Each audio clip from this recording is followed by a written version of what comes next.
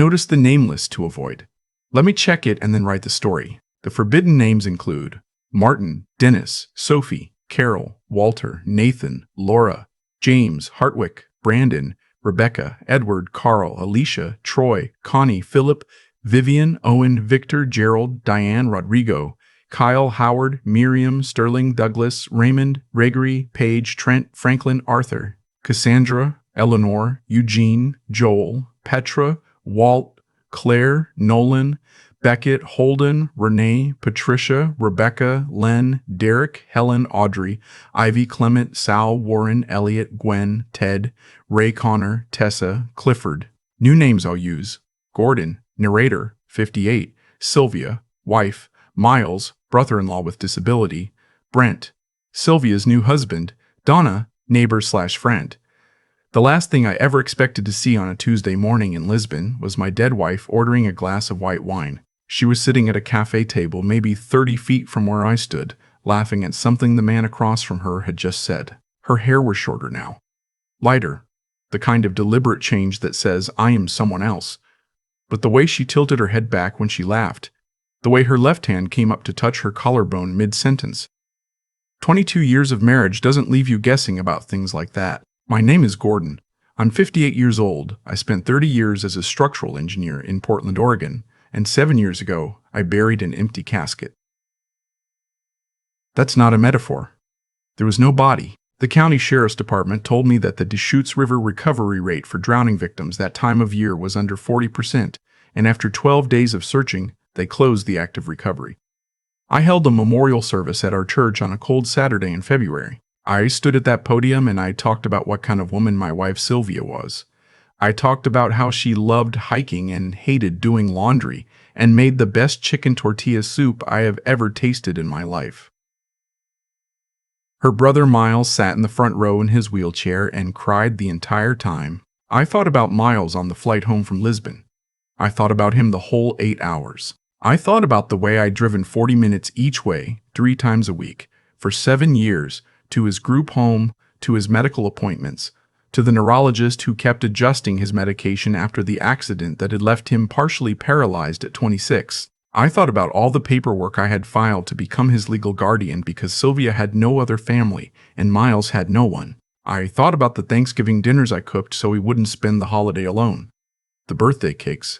The time I sat with him in the ER for 6 hours when he had a seizure and there was no one else to call. I thought about all of that, and then I thought about my wife sitting at that cafe table laughing. Let me go back. 7 years ago, Sylvia told me she was going hiking with a friend up near Bend. We had been married for 15 years at that point. Things between us were not perfect, what marriage is after 15 years. But I didn't think we were in crisis. She seemed distracted that last month, maybe stressed, but I chalked it up to work. She was in pharmaceutical sales and her territory had recently expanded. She kissed me on the cheek before she left on a Friday morning. She said she'd be back Sunday night. Sunday night came and went. Monday morning, no call. By Monday afternoon, I'd already called her cell phone 17 times and driven to the trailhead she'd mentioned. Her car was there. That was the detail that held me together and broke me apart at the same time. Her car was there, which meant she hadn't abandoned me on purpose. That's what I told myself.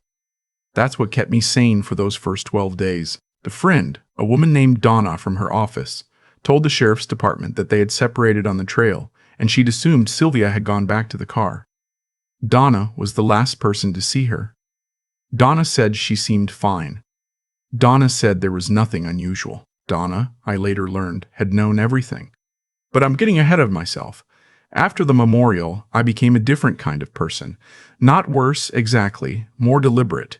I stopped making plans more than a few weeks out. I took on projects at work that kept me in Portland so I could stay close to Miles. I learned how to manage the group home billing system because the administrator kept making errors and Miles couldn't advocate for himself through the paperwork. I became fluent in a bureaucratic language I never asked to learn. Medicaid waiver programs, supported living agreements, ISP meetings, individual service plans. I went to those meetings and I sat across the table from caseworkers half my age. And I fought for the things Miles needed because there was no one else. People at church sometimes said I was a saint. I didn't feel like a saint. I felt like a man who had made a promise to his wife in front of God and 200 people, and even though she was gone, the promise didn't stop applying. Miles was her brother. Miles was family. That's all it was. I want to be honest about the loneliness, though, because I think it matters for understanding what happened later. It was the specific loneliness of someone who has built a life around other people's needs and stopped being able to articulate their own. My coworkers knew me as reliable. My neighbors knew me as helpful. Miles knew me as the person who showed up. But I stopped knowing myself as anything beyond that. And somewhere around year 4, I realized I had not been on a date, not allowed myself to think about dating, not let myself imagine a future that looked different from the present.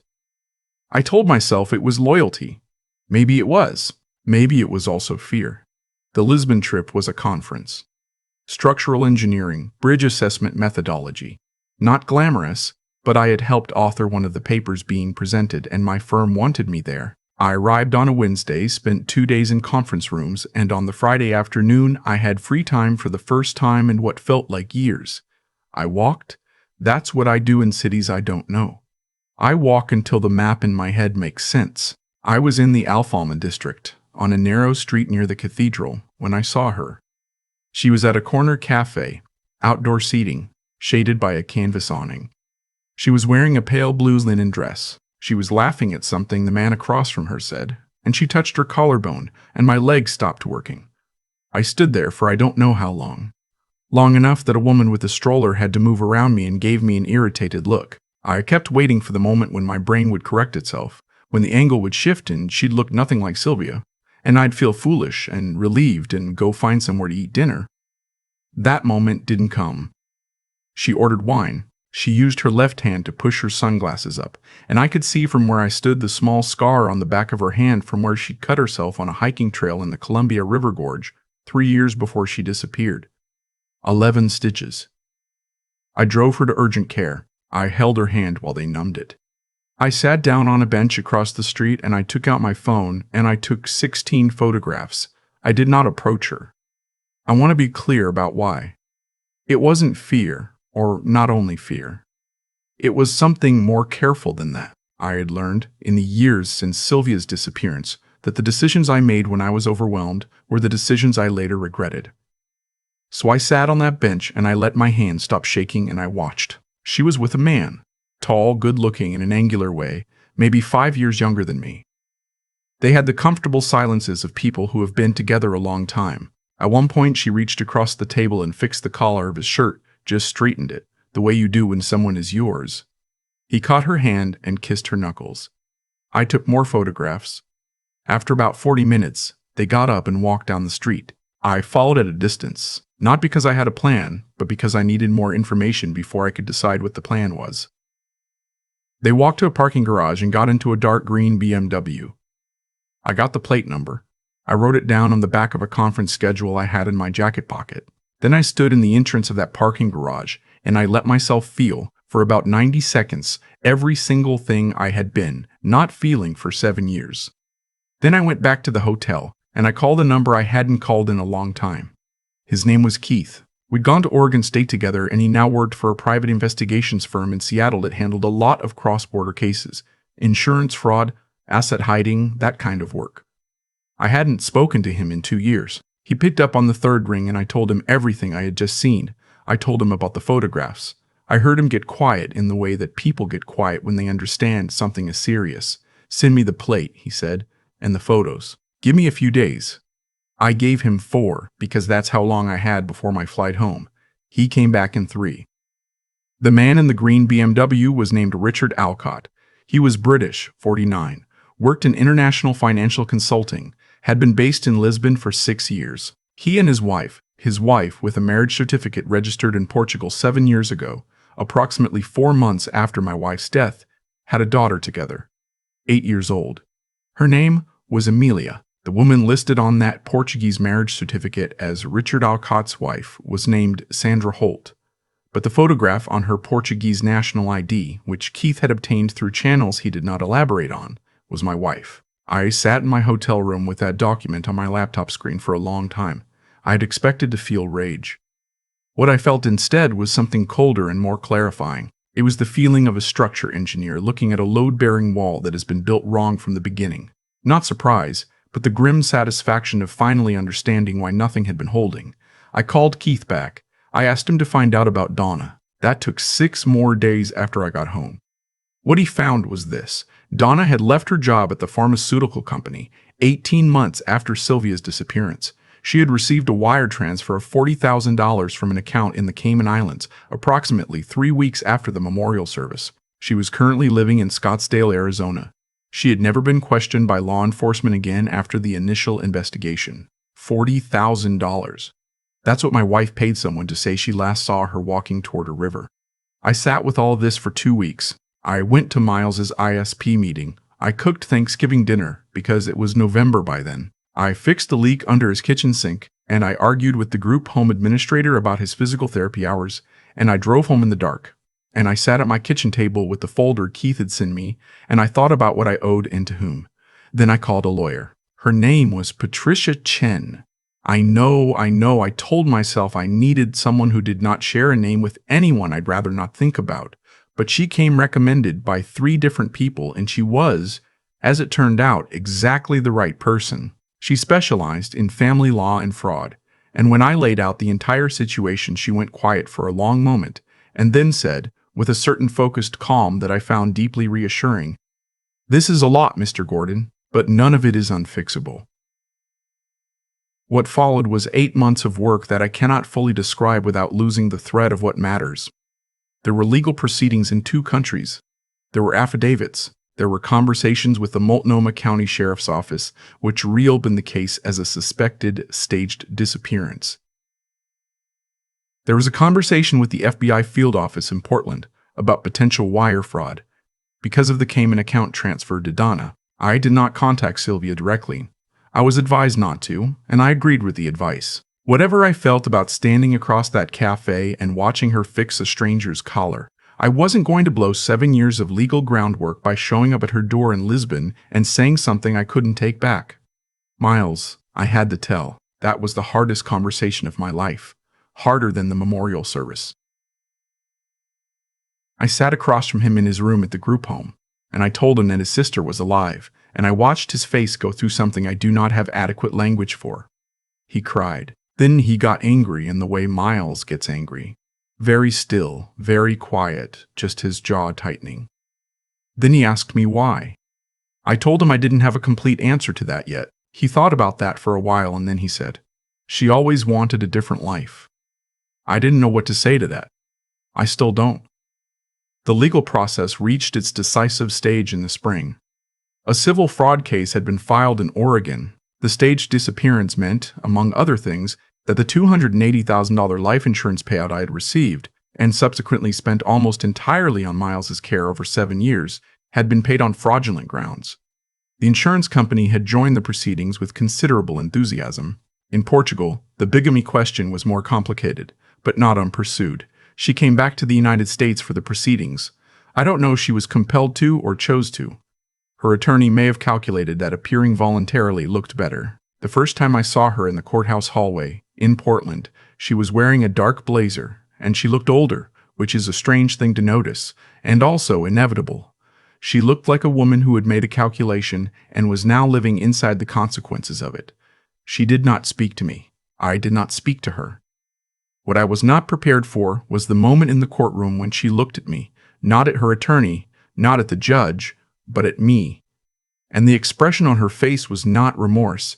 It was something closer to resentment, as if the life she had built so carefully on the foundation of my grief was something I had been reckless to dismantle. I had to look away.